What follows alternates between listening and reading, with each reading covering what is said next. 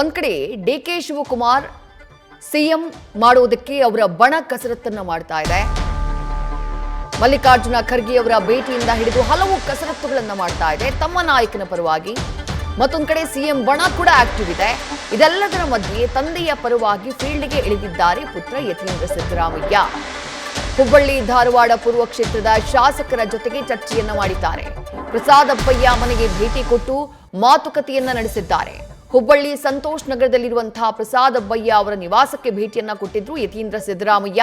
ಪ್ರಸಾದಪ್ಪಯ್ಯ ಅವರ ಜೊತೆಗೆ ಚರ್ಚೆಯನ್ನ ನಡೆಸಿದ್ದಾರೆ ಯತೀಂದ್ರ ಸಿದ್ದರಾಮಯ್ಯ. ಈ ಭೇಟಿ ಸಾಕಷ್ಟು ಕುತೂಹಲಕ್ಕೆ ಕಾರಣ ಆಗ್ತಾ ಇದೆ.